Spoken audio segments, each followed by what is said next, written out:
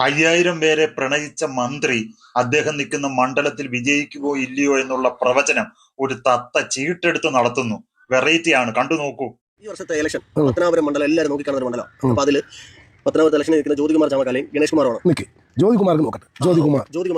ജ്യോതികുമാർക്ക് വിജയിക്കാനും ഉയർന്ന നിലയിലെത്താനും ഈ രാഷ്ട്രീയം പിടിക്കാനും യോഗജാതകം ഉണ്ടോ തമ്മേ? എടുത്തിരിക്കുന്ന ഭാഗത്തിൽ നോക്കുമ്പോൾ ഏത് മതവും സമ്മതവും എല്ലാവരുടെയും കൂട്ടുണ്ടെങ്കിലും വിജയത്തിലേക്ക് നോക്കുമ്പോൾ കുറച്ച് പിറമോട്ടാണ് കാണുന്നത്.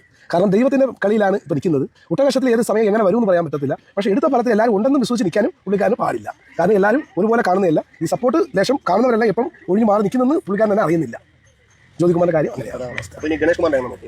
ഗണേഷ് കുമാറിൻ്റെ സമയത്തിന് ഫലത്തിന് യോഗജാതകം എങ്ങനെയുണ്ട്, വീണ്ടും രാഷ്ട്രീയത്തിലേക്ക് വരാൻ യോഗമുണ്ടോ, വീണ്ടും അതേ മണ്ഡലത്തിൽ നിന്ന് വിജയിച്ചതുപോലെ തന്നെ വീണ്ടും വിജയിച്ച് ഉയർന്ന നിലയിൽ വരാനുള്ളതാണ് ഇന്ന് വർഷം ചാൻസ് എങ്ങനെയുണ്ടെന്ന് നോക്കും. ഈ 2026 റിസൾട്ട് എങ്ങനെയായിരിക്കും, ഇന്ന് ഗണേഷ് കുമാറിന് വിജയമുണ്ടോ എന്ന് നോക്കിയെടുക്കുക.